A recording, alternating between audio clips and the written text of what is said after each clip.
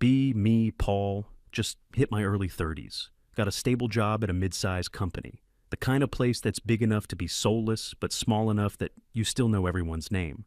I do my job, I do it well. Not a superstar, not a slacker, just a reliable guy who gets things done. For the last few years, life has been pretty simple. Work, go home, hang out with my wife, save up for a house, the usual stuff. Then, a few months ago, the big event happened. My wife and I had our first kid, a little boy. It's a complete life changer, obviously. Sleep is now a forgotten luxury. My brain feels like it's running on dial-up. But holding him is the best thing in the world. Totally worth it. The company has a paternity leave policy, not super generous, but it's something. I took a few weeks off. It was a whirlwind of diapers, weird baby noises, and trying to remember if I'd eaten that day. Fast forward to my first day back in the office. Feel like a zombie, but I'm ready to get back into the routine. Walking in feels a little strange, like I've been gone for a year. My cubicle is exactly as I left it, covered in a thin layer of dust. First person I see is Terry. She's a designer, been here a few years longer than me, has 2 kids of her own. She gives me this knowing, tired smile, asks to see pictures of the baby, tells me the first few months are the hardest and that I should just survive. It's comforting to hear.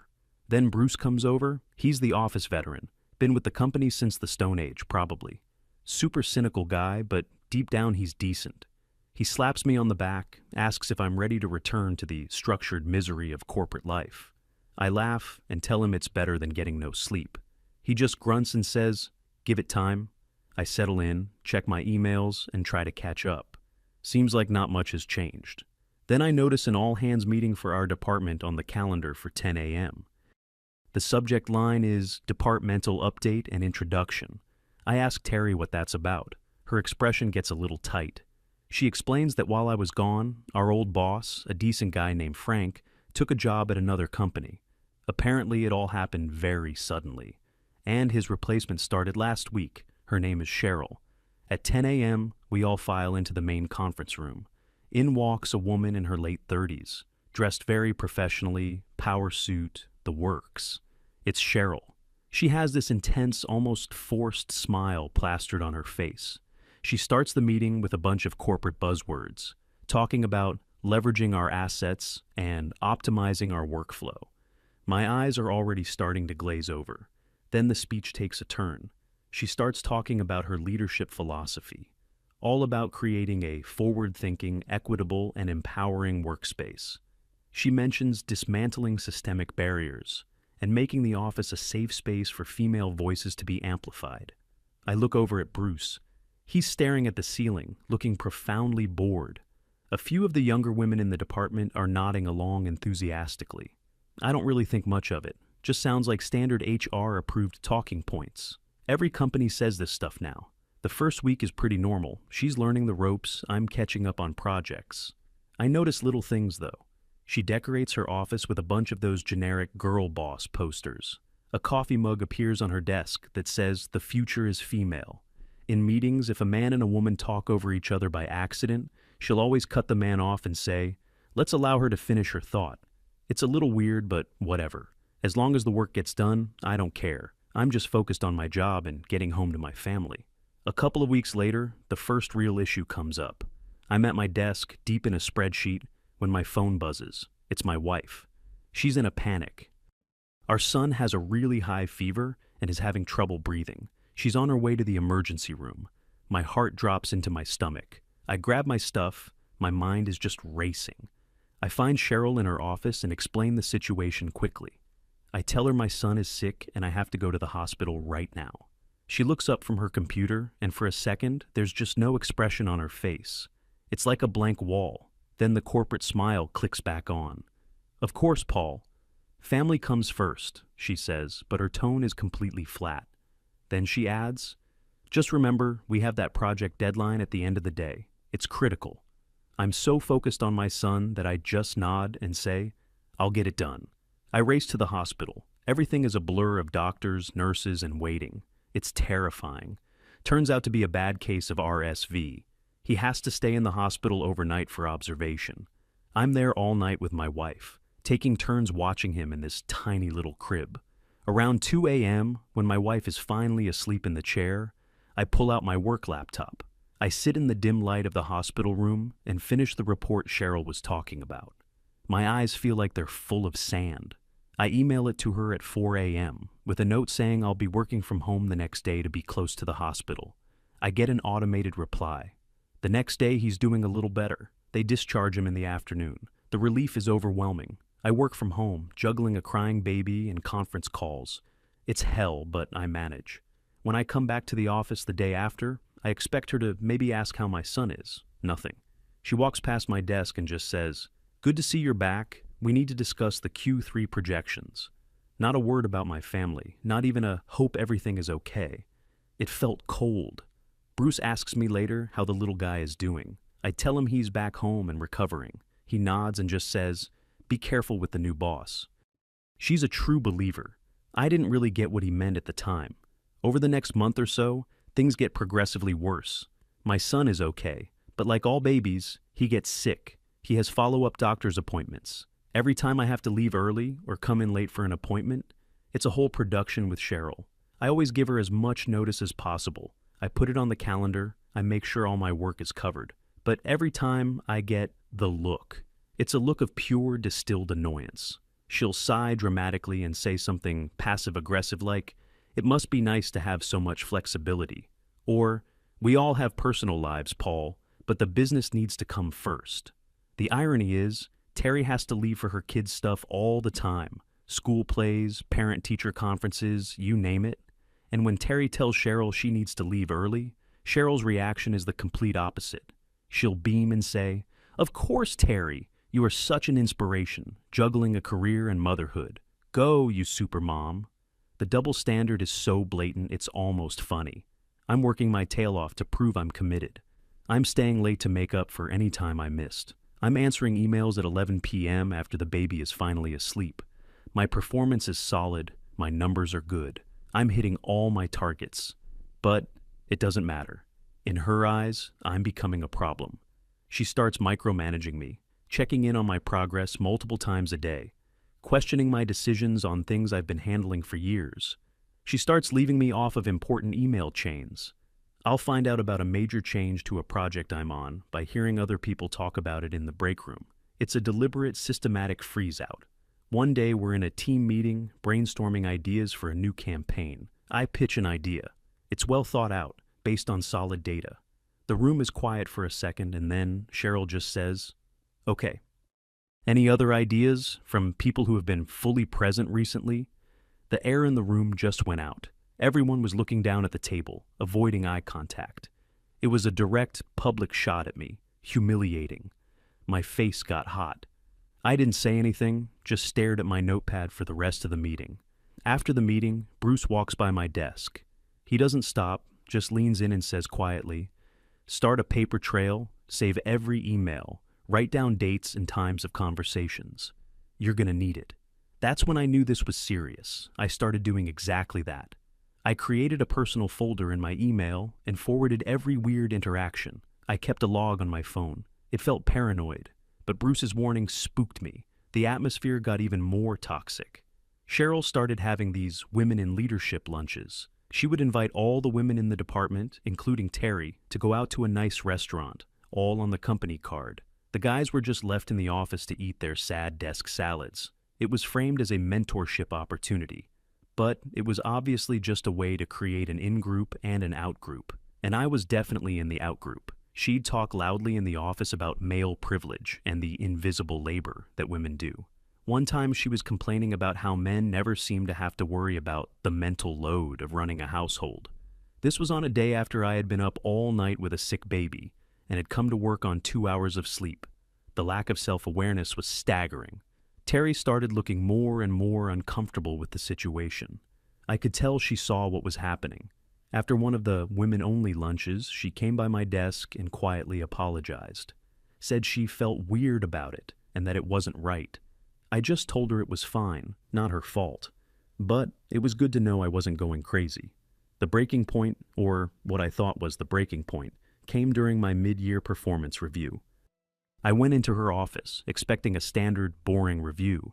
I had my file with all my completed projects, my sales numbers, everything showing I was exceeding my goals. She didn't even look at it. She had a single piece of paper in front of her. She starts talking in this calm, corporate speak voice. Tells me there are concerns about my commitment and engagement with the team. I'm stunned. I ask her what she means. My performance has been excellent. She says, performance isn't just about numbers, Paul. It's about presence. It's about being a team player. And your priorities seem to be divided. I can't believe what I'm hearing. I tell her I've been putting in extra hours every single week to make up for any family-related appointments. I point out that I've never missed a deadline. She just gives me this pitying look. It seems like you're struggling with work-life balance, she says. Perhaps this role is more demanding than you can handle right now, with your new situation at home. The condescension is dripping from her voice. She's weaponizing my fatherhood against me. I feel this surge of anger, but I keep my cool. I know losing my temper is exactly what she wants. I calmly state that my situation at home has not impacted the quality or quantity of my work, and the results prove it. She ignores me and slides the piece of paper across the desk. It's a formal performance improvement plan, a PIP.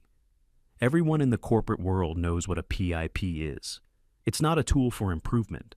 It's the first step to getting fired. It's the company building a case against you. The PIP is full of vague, subjective nonsense. Needs to demonstrate increased proactive engagement in team meetings.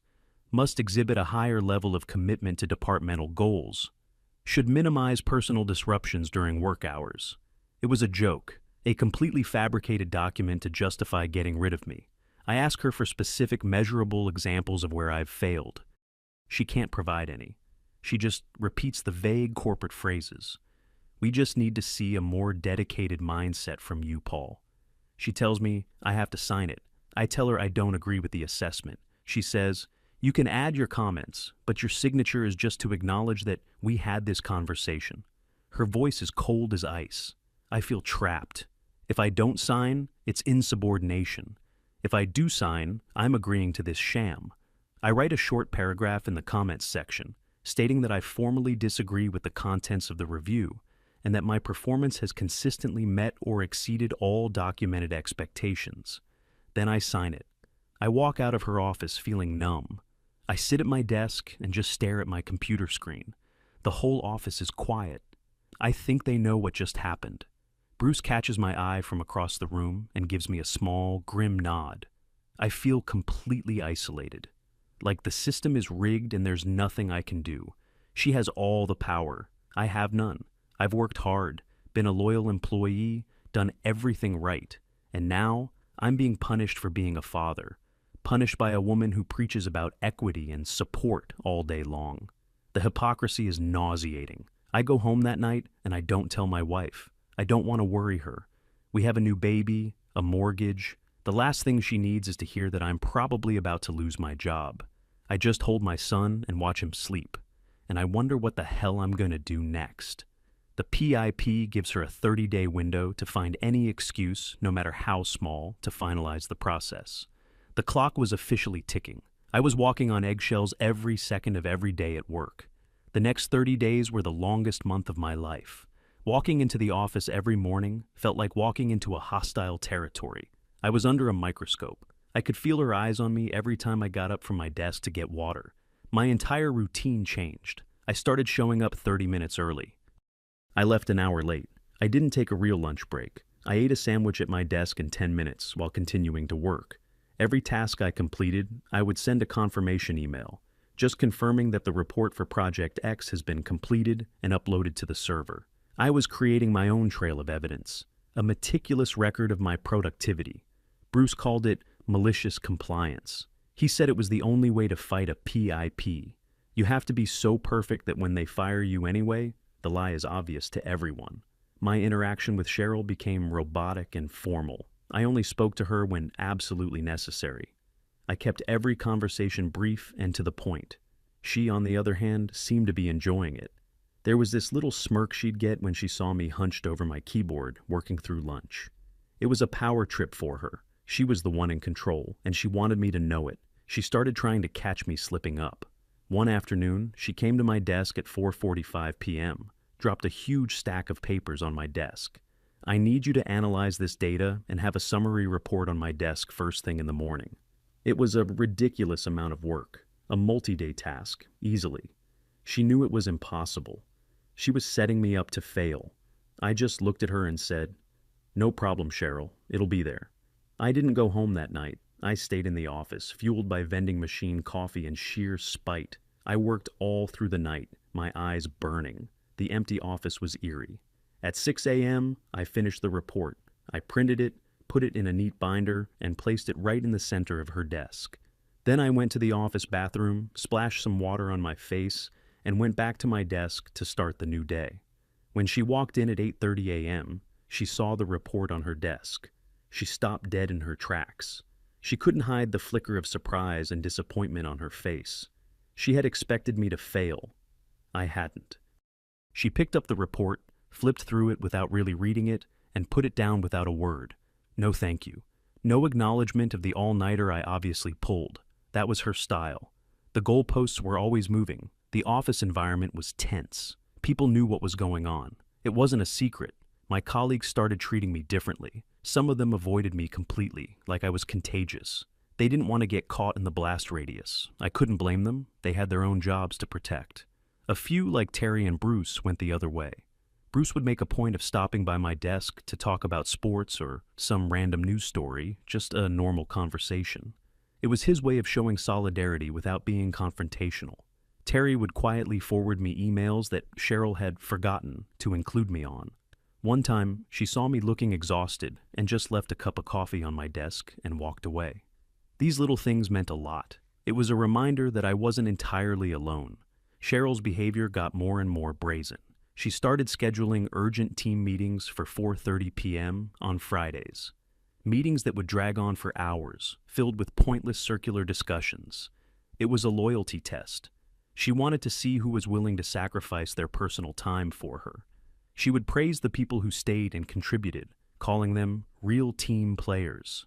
I stayed for every single one, even though I was dying to get home to my family. I would participate, offer constructive input, and act like this was a normal and reasonable thing to be doing at 7 p.m. on a Friday. Meanwhile, my home life was suffering. I was barely seeing my son awake. I'd leave before he woke up and get home after he was asleep. My wife was carrying almost the entire load. She was incredibly supportive, but I could see the strain it was putting on her. I felt like I was failing at work and at home. I was stretched so thin, I felt like I was going to snap. This was the work-life balance Cheryl was so concerned about. She was the one destroying it. One time, I had a dentist appointment that I had scheduled months in advance. It was during my lunch hour. I put it on the shared calendar a week ahead of time. I sent her a reminder email the day before. 10 minutes before I'm supposed to leave, she messages me, "I need you to join this client call in 5 minutes. It's mandatory." I knew it wasn't. It was a routine check-in call that my junior colleague could have handled. I had to call the dentist and cancel, getting charged a cancellation fee. I sat on that pointless call, seething, while she sat in her office, probably smiling. It was a constant game of psychological warfare. I was about 3 weeks into the PIP. I was exhausted, but I was surviving. I hadn't given her a single concrete reason to fire me. I had documented every task, met every deadline, and tolerated every bit of humiliation she threw at me. I was starting to think I might actually make it through the 30 days. Maybe, just maybe, if I was perfect enough, she'd have to back off. I was naive. It was a Wednesday. I remember it was gray and rainy outside. The day was a blur of meetings and reports, same as any other day in the pressure cooker. Around 2 p.m., my phone, which was on my desk face down, started vibrating like crazy. I glanced at it. It was my wife. She never calls me multiple times in a row unless it's a true emergency. My blood ran cold. I picked up the phone and answered. I couldn't even understand what she was saying at first. She was hysterical, crying so hard she couldn't breathe. "He's not breathing. Paul, the baby's not breathing." The world just stopped. Those words, they just don't compute. My brain couldn't process it. She was sobbing that she had called 911 and the paramedics were on their way. I don't remember what I said. I think I just kept repeating, "I'm on my way." I hung up the phone. My hands were shaking so bad I could barely function. I just stood up. I didn't grab my coat, my bag, nothing. My entire universe had just shrunk down to one single point. Get home. Terry was at the desk next to mine. She saw the look on my face and her eyes went wide. Paul, what's wrong? I think I mumbled something about the baby. I couldn't form a coherent sentence. I started running towards the exit. As I passed Cheryl's office, her door was open. She was on the phone, laughing about something. I didn't stop. I didn't have time to explain. All I could think about was getting to my son. Terry, bless her, understood. As I was running out, I heard her shouting behind me, "Cheryl, it's an emergency! Paul had to leave. His son!" I didn't hear Cheryl's reply. The drive home was the worst 20 minutes of my life. I have no memory of it. I just know I ended up in my driveway. An ambulance was there, lights flashing. I ran inside. The image will be burned into my brain forever. 2 paramedics working on my tiny son on the living room floor. My wife was in a corner, just a wreck. They got him breathing again. They said he had what they called an apneic episode. They didn't know why. They bundled him up and rushed him to the ambulance. I rode in the back with him, holding his little hand, watching the numbers on the heart monitor. My wife followed in our car. We spent the entire night and the next day in the pediatric ICU. It was a living nightmare of tests, doctors, and beeping machines. I didn't think about work once. My job, Cheryl, the PIP, it all just vanished. None of it mattered. My world was inside that little hospital room. The doctors ran every test imaginable. They couldn't find a clear cause, which was almost scarier. They wanted to keep him for at least another night for monitoring. Late the next afternoon, he was finally stable. He was sleeping peacefully. My wife was dozing in the chair next to his crib. My phone had been off the whole time. I turned it on for the first time in over 24 hours. It was flooded with texts from family and friends, and one single solitary email. It was from HR. The subject line was, "Urgent, meeting regarding your employment."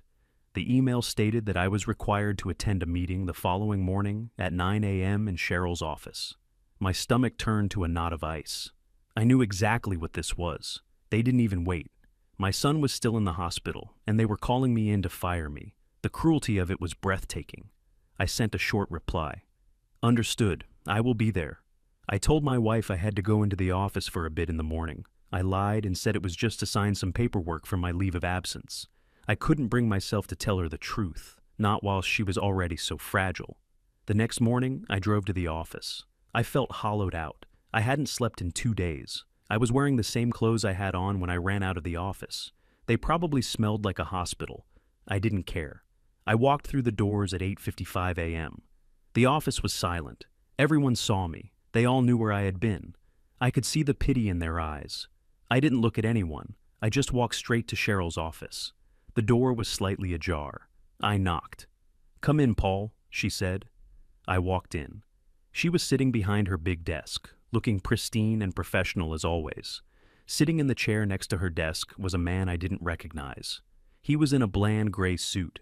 He had the tired, emotionless eyes of a man who did this for a living. He was the HR manager. There was no small talk. No, "How was your son?" Cheryl just folded her hands on her desk and got straight to it. Her voice was calm and even, like she was discussing the weather. "Paul, as you know, we placed you on a performance improvement plan a few weeks ago." I just stared at her. The goal of the plan was to see a marked improvement in your commitment and reliability. Unfortunately, we have not seen that. I almost laughed. It was so absurd. "Yesterday," she continued, "you abandoned your post in the middle of the workday without authorization. This is a serious breach of company policy and the final confirmation that you are not capable of meeting the requirements of your position." I finally found my voice. It came out as a quiet croak. "My son stopped breathing, Cheryl." She didn't flinch. Her expression didn't change. "We understand that you have personal matters to attend to," she said, the corporate jargon sounding obscene in that moment. "However, your sudden departure created a significant operational disruption. It demonstrated a profound lack of professionalism." The HR guy just sat there, silent, a human-shaped lump of corporate liability protection. I couldn't process the level of inhumanity. She was firing me for rushing to my son's side when I thought he was dying. and she was dressing it up in the language of a business textbook. I didn't argue, I didn't plead. What was the point? It was a foregone conclusion. This was always the plan. The emergency was just the convenient excuse she had been waiting for. I was just empty, too tired to be angry, too shocked to be sad. The HR guy finally spoke. He slid a thick folder across the desk towards me. "This is your separation agreement," he mumbled. "It includes the standard severance package, contingent on you signing a non-disclosure and non-disparagement agreement." It was a threat wrapped in legal jargon. Take the money and shut up or you get nothing. I didn't even look at it. I just stood up, turned around, and walked out of her office. I walked back to my desk. The entire department was watching me. It was dead silent. You could have heard a pin drop. I grabbed the empty cardboard box I had stashed under my desk. Bruce had told me to get one on the first day of the PIP. "Always be ready to pack," he'd said. I started putting my things in it, my family photos, the stupid little coffee mug my wife gave me, a couple of reference books. It didn't take long, my whole career at that company, reduced to a small box of trinkets. As I finished, I looked up. I saw Terry. She had tears in her eyes. I saw Bruce. He wasn't looking at me. He was staring at Cheryl's closed door, and his face was like thunder. I picked up my box. I walked through the office, past all my colleagues, and I didn't say a word. And as the automatic glass doors slid shut behind me, the silence was finally broken. I couldn't hear what was being said, but I could see it through the glass. Terry was standing up at her desk. She was shouting something at Cheryl's office, and then Bruce stood up too. I drove home in a daze. I walked into my house, and my wife just looked at me. She knew immediately something was wrong. I didn't have to say a word. She saw the box in my hand, and her face just crumbled. I finally told her everything. The PIP, the harassment, the meeting, all of it. She didn't get angry at me for not telling her sooner. She just hugged me. We sat there for a long time, just holding each other while our son was still miles away in a hospital. It was the lowest point of my entire life. I felt like a complete failure, unemployed, a sick kid, a mortgage to pay. The whole system I had trusted and worked hard in had just chewed me up and spat me out. The next few days were a blur. My son got better, thank God. They let him come home after another day of observation. Having him home was the only thing that kept me from falling into a black hole. I was just going through the motions, applying for unemployment, trying to polish my resume. I didn't look at the severance agreement. I just left it in the folder. About 3 days after I was fired, my phone rang. It was Bruce. I almost didn't answer. I wasn't in the mood to talk to anyone, but I did. "Don't sign a damn thing," was the first thing he said. No hello. I told him I hadn't. "Good," he said. "Things are interesting here." He told me what happened after I left. Apparently, the moment I was out the door, Terry went off. She stood up and yelled at Cheryl's closed door, something like, "Are you proud of yourself? Firing a man while his child is in the ICU? What kind of feminist are you?" A few other people started shouting too. The whole department just erupted. Cheryl had apparently locked herself in her office for the rest of the day. Bruce said the atmosphere in the office was pure poison now. No one was doing any real work. Everyone was angry. The women Cheryl had been trying to champion were the most disgusted of all. They saw her for what she was, a bully who used ideology as a weapon. He told me to hang tight and call a lawyer. He gave me a name and number. It felt good to hear. It felt like I wasn't crazy. Other people saw the injustice. I called the lawyer Bruce recommended. He listened to my whole story patiently. I told him about the PIP, the comments, the double standards with Terry, and the final meeting. When I finished, there was a long pause on the other end of the line. Then the lawyer just said, "Oh yeah, we've got a case." He told me, under no circumstances, to sign the company's paperwork. He would be sending them a letter. A week went by. I was still in this weird limbo. Then I got another call from Bruce. He sounded amused. "You might want to check out the company's Glassdoor page," he said. I went online. There it was. A new, long, detailed review of our branch. It was anonymous, but I knew it was written by someone in the department. The language was too specific. It was brutal. It talked about a toxic new manager who fosters a culture of fear and favoritism. It mentioned how she preaches empowerment while actively discriminating against male employees, particularly fathers. It described the women-only lunches and the passive-aggressive comments in meetings. The final line was, "If you are a man, have a family, or believe in actual equality instead of corporate-branded hypocrisy, do not work here. You will be targeted and pushed out." The review had dozens of helpful votes already. Bruce told me that Cheryl had held a furious meeting about the review. She demanded to know who wrote it. She threatened to have IT track down the author. People just stared at her blankly. No one said a word. The silent rebellion was in full swing. Productivity had dropped to near zero. Deadlines were being missed left and right. When Cheryl asked for status updates, people would give her vague, unhelpful answers. Important files would get accidentally moved to the wrong server folder, causing hours of delay. Someone mistakenly messed up the scheduling for a huge client presentation, forcing Cheryl to apologize and reschedule, which made her look incompetent to her own bosses. It was death by 1,000 paper cuts. Bruce said she was losing control, and she knew it.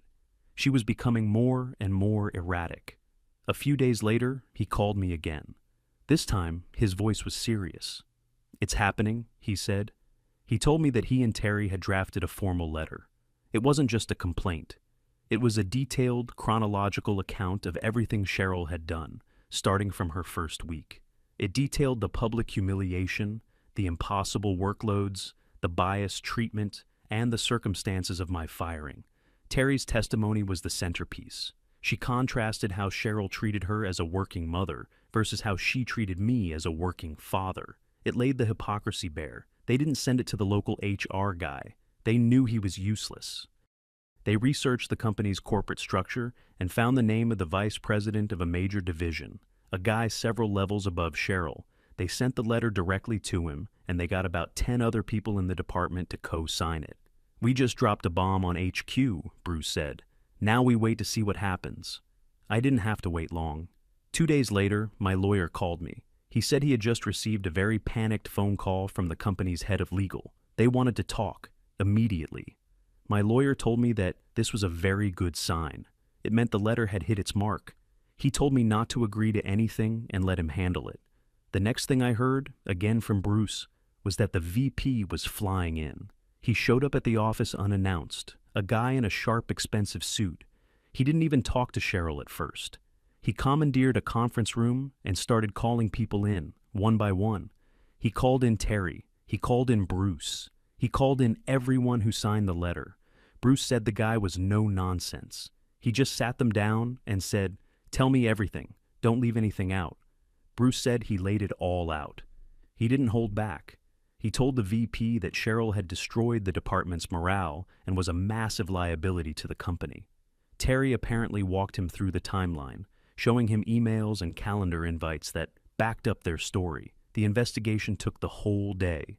Cheryl was apparently pacing in her office like a caged animal. Finally, at the end of the day, the VP called her into the conference room. The door was glass. Bruce said the entire office just stopped working and watched. He said you couldn't hear what they were saying, but you could see it all. At first, Cheryl was talking, probably trying to defend herself. Then the VP started talking, and she stopped. Her face went from confident to concerned to pale white. At one point, she put her head in her hands. The meeting lasted about 20 minutes. The VP stood up and opened the door. Cheryl walked out. She looked completely defeated. She didn't look at anyone. She walked to her office, picked up one of those standard cardboard boxes, and started putting her things in it. The office was dead silent. The only sound was her putting her personal effects into the box. Bruce told me the best part was watching her pack her "The Future is Female" coffee mug. A security guard appeared and stood by her desk, just watching. When she was done, he escorted her out of the building. She didn't even get to say goodbye. A public walk of shame. The next morning, I was at home feeding the baby when my phone rang. It was a number I didn't recognize. I answered cautiously. "Is this Paul?" a man's voice asked. It was a calm, authoritative voice. I said yes. He introduced himself. It was the VP. The first words out of his mouth were, "On behalf of the entire company, I want to offer you our most sincere and profound apology." I was so shocked I didn't know what to say. He said that what happened to me was unacceptable and went against everything the company stood for. He said that Cheryl's employment had been terminated, and then he made me an offer. he offered me my job back, but not just my old job. He offered me a promotion to a senior position, a position that was technically a step above what Cheryl had been. He also offered me full back pay for the time I was gone, plus a significant additional sum as a formal settlement and apology to be handled through my lawyer. He said, "We messed up, Paul. We let a bad manager damage our team and hurt a good employee. We want to make it right. We want you to come back." I took a deep breath. I looked at my son sitting in his high chair, babbling and smacking his hands on the tray. I said, "Yes, I accept." My first day back was surreal. I walked through the same glass doors I had been escorted out of just a few weeks earlier.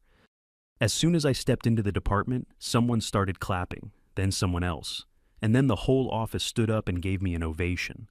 It was overwhelming. I felt my face get hot. Terry came over and gave me a quick hug. "Welcome back," she said, smiling. Bruce walked over, shook my hand firmly, and just gave me a nod. "Don't let anyone ever mistake kindness for weakness, kid," was all he said. I walked over to my old desk. Everything was just as I had left it. I took out my things and set them back up. The last thing I took out of the box was the picture of my wife and my son.